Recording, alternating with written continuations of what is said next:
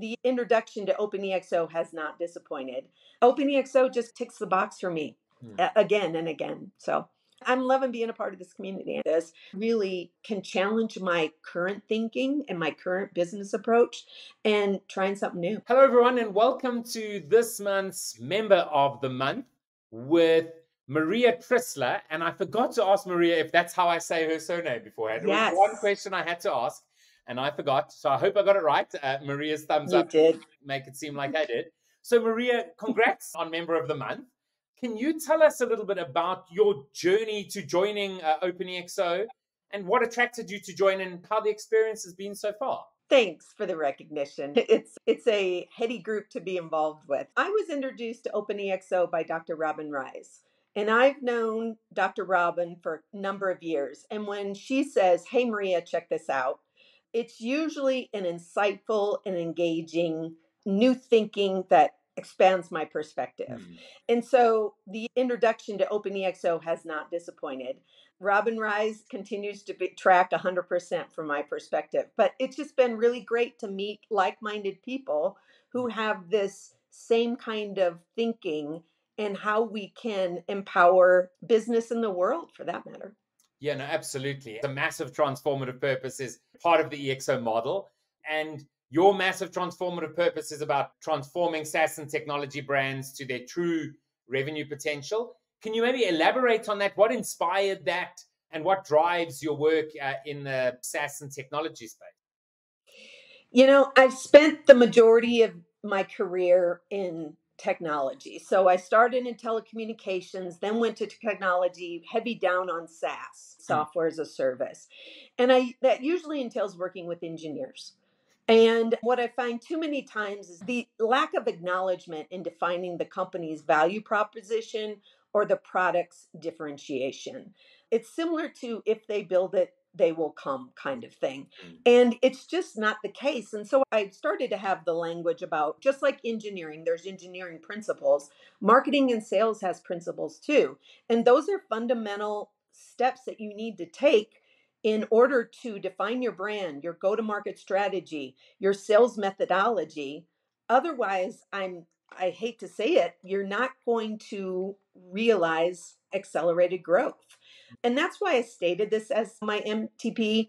It's part of my DNA now after many years of experience. It's really, you have to be intentional about defining your business strategy that informs your brand and go-to-market strategy. And while that seems obvious to me, it may not to others. I understand that. But a compelling value proposition should effectively communicate the unique benefits of your product and service, but also should connect emotionally with your target audience. And that's probably the place where it's missed the most. And oh, by the way, you need to state that in a clear, concise manner. Not so easy to do. And so that's where I wear my flag around my MTP. I was just thinking the other day how it's actually quite crazy. SaaS is pretty much just so obvious these days. Yeah, it's not really that old, right? It hasn't been around for very long. And it's quite crazy to think. I was listening to a book speaking about when you used to have CDs to essentially load your CRM or your ERP system. Just crazy. It was not that many years ago. I know, Kevin, I keep telling people I'm not that old, but I was a member of the team that launched mobile data when you only had a phone and all you did was make a phone call. Yes. And like we would give, like you said, a CD in order to download Earthlink. Remember that as an ISP? And I swear I'm not that old. You're probably younger than me. No, it is insane. So you mentioned that Dr. Robin Rise introduced you, and that introduction was obviously to the methodology and the community. How do you say that's impacted your approach to addressing any of the dysfunctionalities perhaps at that global enterprise organizational mid-market company level? When I was going through the certification, the foundation certification, I kept thinking to myself, oh, that's what this company that I was either employed with or as a consultant with did wrong, right? I feel like I've earned a master's degree in regards to what not to do associated with global enterprise. And it's no fault. They're just big. There's a lot of people. There's time zones. I get it to a certain degree. And when this is dated, so it's a couple years old, at one time I was with a global enterprise organization And I was leading a marketing team, and we were planning for a product launch, and we literally had to get in line, if you will, for the various marketing channels that were available to us. And we had to tell them full 12 months in advance to launch this product. And it's okay, we missed the marketplace opportunity, right? And then I had the audacity of saying, I want to offer this to new and existing customers. And they said, whoa, you can't do that. Those are two different databases. I'm like, oh my gosh. Or the enterprise company that is based in the US that hired me as a consultant and then asked me to travel to an East Coast time zone. I live in Boulder, Colorado, which is mountain time. And I literally would fly every other week to an Eastern time zone just so I could be in the corporate headquarters, if you will. And now I've pivoted to work with smaller or mid-sized technology companies. And I really think this is a great opportunity to take those kind of big company learnings of what not to do and apply them to smaller companies. And I capitalize on, I'm always been an agile fan. So testing and learning, running experiments, the ability to hire remote has really opened up the opportunities for growth. And just thinking of engineering talent across the US or across the world, right? And it really gets to minimizing those obstacles that can impede growth because business is to grow revenue. And so looking at those sort of more smaller and mid-sized companies, can you share examples of applying greater efficiency in those companies? Yeah, I was leading a team that was probably 15 or 20. And when I first joined the organization, they hadn't really defined their compelling value proposition. And because my background was as a consultant, I just basically acted as an internal consultant. But one of the first things we did as a core team, we needed to define the product roadmap to address some tech debt. Right. And so while also delivering features and functionality. So we were in this swim lane of address the tech debt, but also continue to optimize our offering. We did staff on demand, and what was targeted as a 12-month initiative, we got done in 6 months. I established a dashboard, right? So everyone knew based on KPIs and OKRs, right? Some key programs that had to be implemented, including this tech debt breakdown, how we were doing against those obstacles. And it was a single source of truth. Everybody looked at the same thing. Everybody had insight into it. And also the PE firm had insight to it. Yeah. So that was also important. We leveraged AI for an enhanced customer experience. It was pretty early on in the days of AI. So we were using it for customer service and support. And we were using it for marketing execution around personalization and content development and those kind of things. And then staff on demand was huge. Like I said, not only did we use offshore talent to pare down our tech debt, but we were able to hire a lead engineer that was based in the US, but wasn't in kind of these core markets where there were these groups of people. And it didn't matter. It didn't matter. And the result was a 33% year-over-year revenue growth. And now, Maria, you serve as a CMO advisor, but also as a fractional CMO. Some people might not know this term, but it's becoming a lot more popular as staff on demand yourself, right? Mostly for tech companies or SaaS companies. How have you been integrating the EXO methodologies into the marketing leadership to help them accelerate and achieve that? I was trained in agile methodology. I'm not up in that certification, but certainly what I talked about, it matches my business approach to do test and learn, fail early, succeed fast, whatever you want to call that. I also bring together as a fractional, bring together the best talent. And there's, especially in the marketing and sales execution, there are some functions that you don't necessarily need that don't necessarily need to be in-house. Certainly like marketing research. That can be done really well with a third-party objective. Marketing operations is now being outsourced now. Search, media, some of that talent is the best talent is on demand. I leverage a network of professionals that I've worked with prior, and we have the secret code. I'm like, I want to do this and this. And they're like, okay, I'm off. That which really gets us to turning the corner and getting to accelerated growth. I have a partnership with a SaaS company that creates a dashboard. And not only does it track measurement, it also will, based on your close rate, based on your revenue trajectory, it also estimates whether you'll meet or exceed your annual target. And so that has helped to really change the discussion in regards to, hey, we're going to miss it. And here's by how much. What are we going to do about it kind of thing. And then I joined groups like OpenEXO. I'm also part of a marketing and sales organization that speaks to AI, how AI is being used for marketing and sales specifically, because that's what my area of expertise is. And it's that collective thinking and that community of just being part of OpenEXO and other organizations like this that really can challenge my current thinking and my current business approach and trying something new. Yeah. And speaking of AI, you've been involved with the team through the working group within OpenEXO to look at a co-branding of the AI ready assessment and really put in a ton of work there. Can you maybe tell us a little bit more about your contributions there and maybe how your marketing experience really helped to accelerate that? Yeah, I mean, talk about an agile principle. We were led by Stuart Lacey, and I think within 2 weeks, we had brought together, I think, a group of 10, and I'm not going to call out all names because I'll forget someone, but you know who you are. And we really just came together and we started with just an active discussion about what should be included in the agreement. How do co-branding partners might work with EXO? What does a co-branding partner need? What is the governance using OpenEXO principles? How is that governance going to work?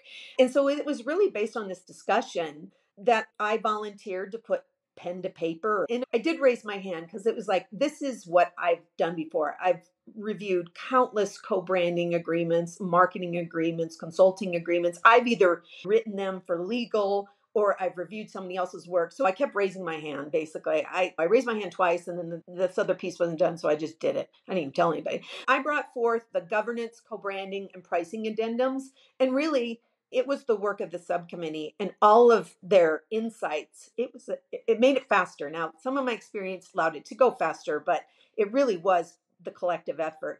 And then when I brought it to them, and maybe I used a different word or something, the team would go through and basically gain agreement on whatever term I might have used, or did I get this right? But I had copious notes. I had a lot of inputs from the team that allowed me just to go fast. And I wouldn't let myself leave this office until it was done.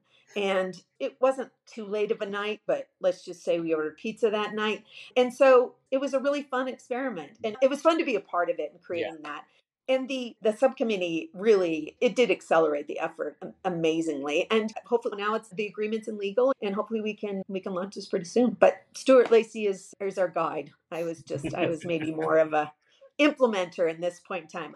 I have a player coach leadership philosophy, and I follow really well. And this was a great example of where I followed the team.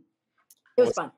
And now I know that continuous learning is something that's really important for you. And being a part of the community, how has that contributed to some of the personal and professional growth and new insights that you've gained? I have a family of 5, and 4 of us have advanced degrees. It was, you got to be reading or doing something. And maybe I just want to be interesting at cocktail parties. I'm not quite sure, but it's always for me a reading. Like you said, you listen to a book. I love podcasts. And for me, it's always about learning something new and not sitting on my laurels like, oh, this is the way I've done it 100 times. It must be right.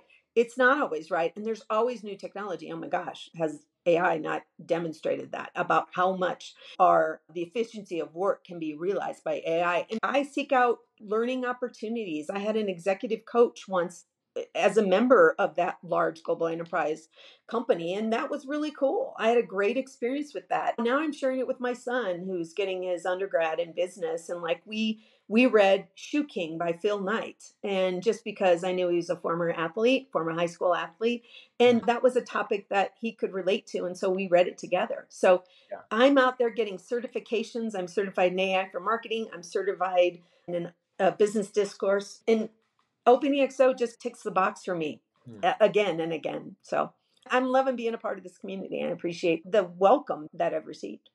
I guess the collaborative nature is also extremely helpful. And ultimately, yes, maybe some people look at it and say, is it a cult because they all have a certain language or whatever?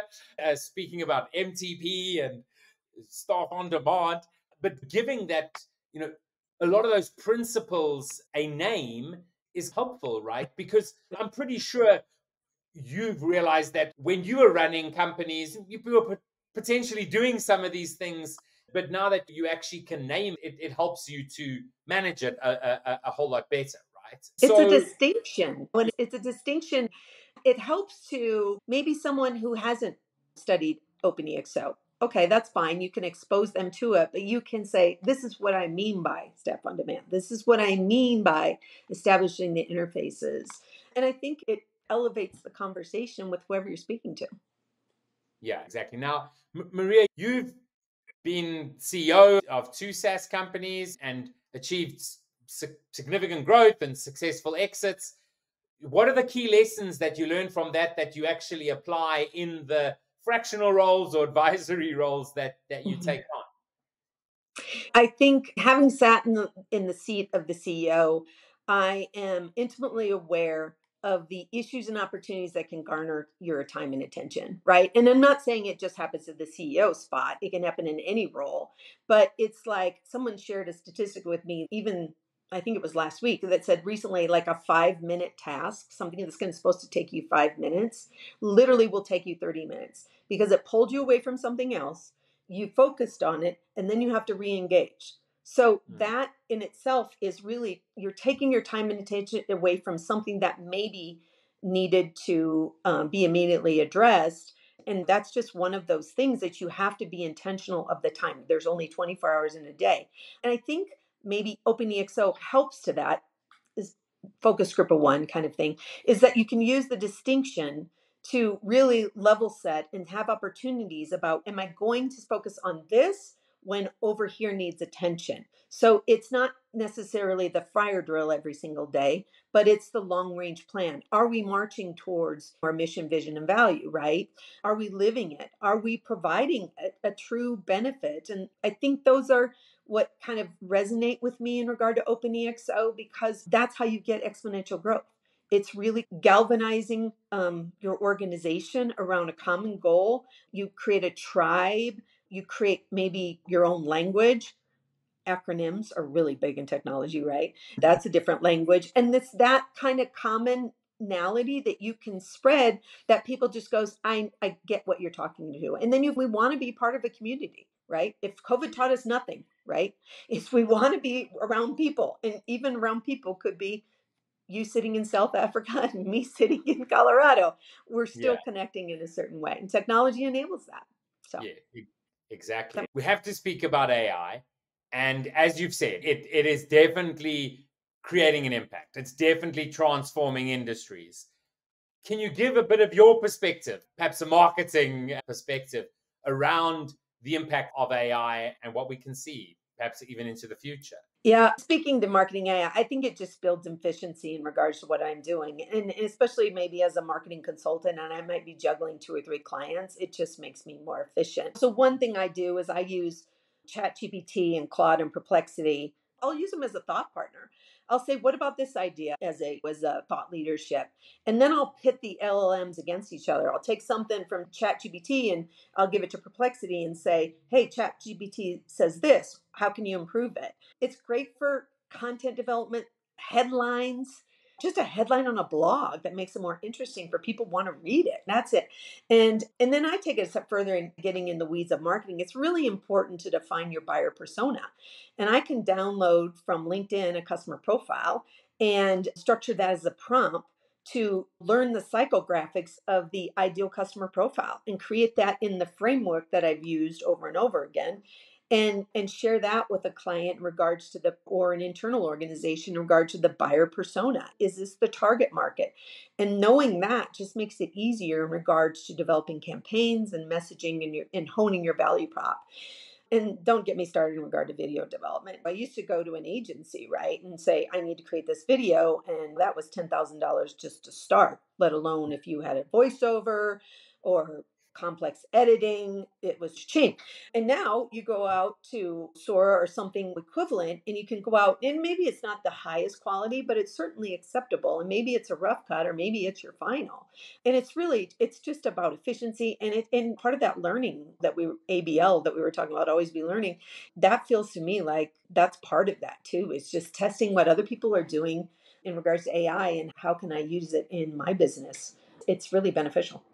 As we come to an end here, I do want to ask you, you have this very dynamic professional life, continuous learning, personal growth, obviously family, etc., etc. Life is pretty challenging. So, how do you maintain that balance? What advice do you give others who are in a similar position? I would, if you asked me 10 or 15 years ago, I'd say, I don't know. I haven't figured it out. Now, I don't have small children. That's the key. All of you with parents with young children, hang in there. They do grow up. They become different challenges, but I am an empty nester, meaning my kids are at university, and that allows me a lot more free time that I didn't have. And yeah, it's exercise is a big part of me. I'm on the pursuit of mastering the game of pickleball. Maybe I won't go pro or anything anytime soon. I have a dog who lives in my house. I wouldn't say it's my dog, but I'm the one who walks it every day. She's an Australian cattle dog, and she demands a walk or a hike, and several times a day. I've already done it today. And I have a strong faith life that maybe that's the most important part of the equation here. And believe me, I'm no poster child, and you all got to figure it out on your own kind of thing. But that's what learning for me is. I'll take the dog for a walk and I'll listen to a podcast, because that kicks off two things, right? The learning portion and the exercise portion. And I don't know, I keep the balls in the air, but it's a lot easier when you don't have young children. I'll state the obvious. Definitely the multitasking, I can agree with you. My run and listening to a book at the same time. Do I absorb everything? Most likely not, but do I absorb something? I'm sure. And so better than just hearing the sound of your feet on the road. Right. And if I have to distract the fact that I'm exercising. So there you go. Absolutely. Maria, it's been great chatting to you, great connecting with you. Once again, a massive congrats on your Member of the Month, and for being active, participating within the community. You mentioned Dr. Robin Rise introduced you, and Robin, together with Layla, who's another community member, yes, are putting together Women of EXO as a networking group that will be up and starting to rise, which is so exciting. Technology is a bit of a male-dominated world, and so it's really great to see that. And so I hopefully you're going to be able to be a part of that as well, or contribute there if possible. But it's been wonderful chatting with you. I hope you have a fantastic day there in Colorado, in Boulder, and I'm sure we'll chat to you again sometime soon. Thanks, Kevin. I appreciate your time. This has been fun. Perfect. Cheers. Have a great day. You too. Bye. Bye. If you enjoyed this, click the thumbs up and subscribe for more videos just like it. Take a look at our Member of the Month playlist here.